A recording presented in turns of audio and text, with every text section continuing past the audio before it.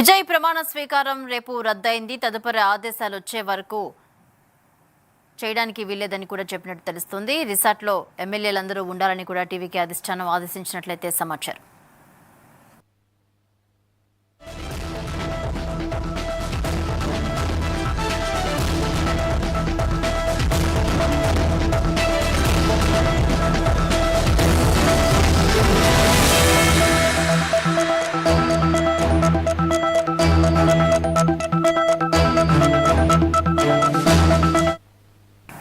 రేపటి విజయ్ ప్రమాణ స్వీకారాన్ని రద్దు చేశారు. ఎమ్మెల్యేలంతా రిసార్ట్లో ఉండాలని ఎమ్మెల్యేలకు టీవీకే అధిష్టానం ఆదేశించింది. రిసార్ట్లోనే ఉండాలని తెలిపింది. తదుపరి ఆదేశాలు వచ్చే వరకు అక్కడే ఉండాలని కూడా ఆదేశించింది.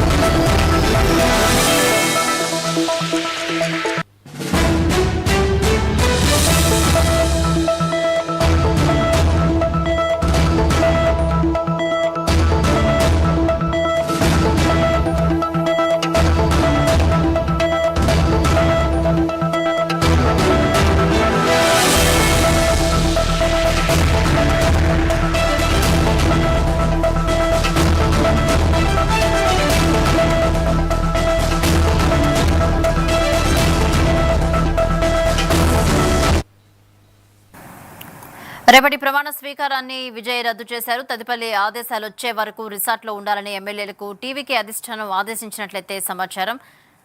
రేపటి విజయ్ ప్రమాణ స్వీకారాన్ని అయితే రద్దు చేసినట్లు సమాచారం.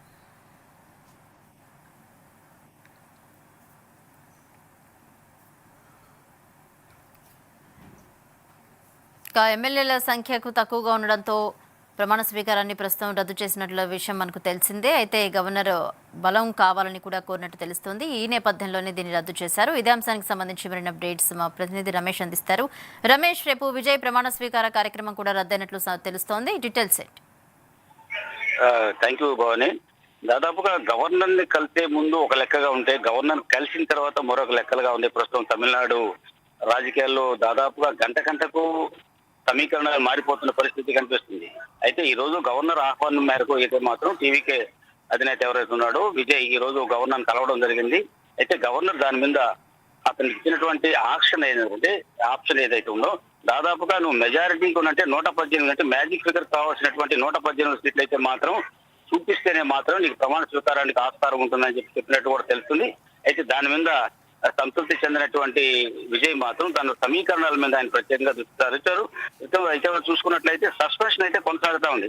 అంటే దాదాపుగా ఇప్పుడు అటు డిఎంకే కావచ్చు, ఏఐడిఎంకే కావచ్చు, ఒక శాసనసభ్యులందరినీ కూడా వాళ్ళు ప్రస్తుతానికైతే ఎవరి వైపు వెళ్లకుండా వాళ్ళు తన స్వాధీనంలో ఉంచుకొని ఒక క్యాంపెయిన్ రాజకీయాలు అయితే కొనసాగుతూనే ఉన్నాయి ప్రస్తుతం అయితే తమిళనాడులో.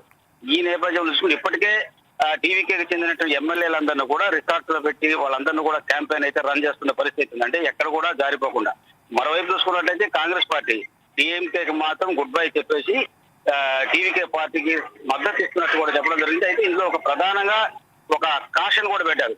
మతతత్వ పార్టీతో పొత్తు ఉంటే మాత్రం ఖచ్చితంగా తాము విత్డ్రా చేసుకుంటూ మతతత్వ పార్టీతో కలవనంత వరకు తమ మద్దతు కొనసాగుతుందని, అదేవిధంగా రాబోయే ఎన్నికల్లో కూడా ఖచ్చితంగా టీవీకే పార్టీతో కలిసి తాము పోటీ చేస్తామని చెప్పి ఒక ప్రకటన చేయడం. దాంతో పాటు ఈ రోజు టీవీకే కార్యాలయానికి కాంగ్రెస్ పార్టీ ఇన్ఛార్జ్ ఎవరైతే ఉన్నారో చక్రవర్తి అతను ఈ రోజు టీవీకే అధినేతతో కలవడం, దానికి సంబంధించి మద్దతు ప్రకటించడం అన్ని కూడా జరిగిపోయాయి. అయితే ప్రస్తుతం 108 స్థానాలు ఉన్నటువంటి టీవీకే పార్టీకి మాత్రం దాదాపుగా 5 మంది చేరడంతో దాదాపుగా 113 అంటే ఇప్పుడు ప్రస్తుతం అయితే టీవీకే అధినేత 2 చోట్ల నుంచి ఆయన పోటీ చేసి గెలవడం జరిగింది. ప్రస్తుతం అయితే పెరంబూరులోనే ఆయన కొనసాగేటట్టు మరొక సీట్ను మాత్రం ఆయన రాజీనామా చేసే యోచనలో ఉన్నట్టు తెలుస్తుంది. ఆ లెక్కల ప్రకారం తీసుకున్నా కూడా దాదాపుగా ఇప్పుడు 6 సీట్లు అవసరం ఉన్న పరిస్థితి కనిపిస్తుంది. మరోవైపు చూసుకుంటే డిఎంకేతోనే సంబంధించి వామపక్షాలన్నీ కూడా ఇప్పటికే స్పష్టంగా ఒక ప్రకటన కూడా చేశారు. ఖచ్చితంగా తాము ఇండియా కూటమిలోనే కొనసాగుతామని, ఎట్టి పరిస్థితుల్లో ఇండియా కూటమి నుంచి బయటకు రామని చెప్పడం జరిగింది.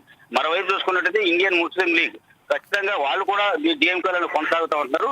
అయితే ఇక్కడ బీసీకే మాత్రం ఉన్న 2 స్థానాల్లో మాత్రం తమ అభిప్రాయాన్ని మాత్రం ఈ రోజు రాత్రిగా లేదా రేపు ఉదయం కూడా వెల్లడిస్తామని చెప్తున్నారు. ప్రస్తుతం ఈ సస్పెన్షన్ అంటే ఇలాగే కొనసాగుతున్న పరిస్థితి కనిపిస్తుంది.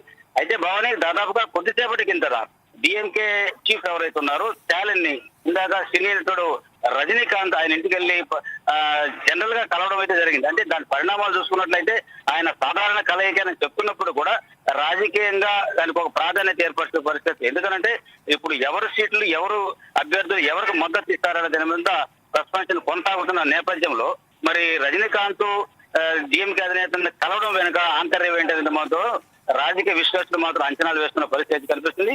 ప్రస్తుతం అయితే ఇప్పుడున్న పరిస్థితుల్లో ఎవరు కూడా డిఎంకే నుంచి ఒక కాంగ్రెస్ పార్టీ మాత్రమే బయటకు వచ్చిన పరిస్థితి కనిపిస్తుంది. అంటే 74 స్థానాల్లో దాదాపు 5 మంది నుంచి 69 స్థానాలతో పటిష్టంగానే కనిపిస్తుంది. మరోవైపు చూసుకున్నట్లయితే 47 స్థానాల్లో ఉన్న ఏఐడిఎంకే చూసుకున్నట్లయితే తర్జన భర్జనలో ఉన్నారు. అంటే ఇక్కడ పళనిస్వామి తాను ఉన్నటువంటి పరిస్థితిలో అంటే ఎవరు దాన్ని పార్టీ నుంచి విడిపోతారా వాళ్ళందరినీ కూడా క్యాంపెయిన్ లో తీసుకెళ్లి వాళ్ళు మాట్లాడే పరిస్థితి కొనసాగుంది. అయితే ఇప్పుడు ఈ వ్యవహారంలో మాత్రం దీంట్లో భాగస్వామిగా ఉన్నటువంటి బీజేపీ మాత్రం దీని మీద ప్రత్యేక దృష్టి సారించి ఎవరిని కూడా ఎమ్మెల్యేలు జారిపోకుండా చూసుకునే పరిస్థితిలో దానికి ఒక ప్లాన్ కూడా చేస్తున్న పరిస్థితి కనిపిస్తుంది. ఏదైనప్పటికీ ప్రస్తుతం గవర్నర్ కలిసిన తర్వాత సంఖ్యాబలంలో ప్రూవ్ చేసుకోవడానికి కారణంగా ప్రస్తుతం అయితే రేపు ప్రమాణ స్వీకారం జరుగుద్దా అనేది మాత్రం డౌట్ గానే ఉంది. అయితే ప్రస్తుతం అక్కడ ప్రమాణ స్వీకారానికి మాత్రం సిటీలో నెహ్రూ స్టేడియం ఇండోర్ స్టేడియం అక్కడ మాత్రం పూర్తిగా ఏర్పాట్లు అయితే శరవేగంగా సాగుతున్నాయి. మరి రాత్రికి సమీకరణాలు ఏ విధంగా మారతాయి అనే దాని మీద అందరూ కూడా దృష్టి సారిస్తున్న పరిస్థితి. ప్రస్తుతం అయితే ఈ సస్పెన్షన్ అయితే ఇదే విధంగా కొనసాగుతా ఉంది. Right, thank you Ramesh.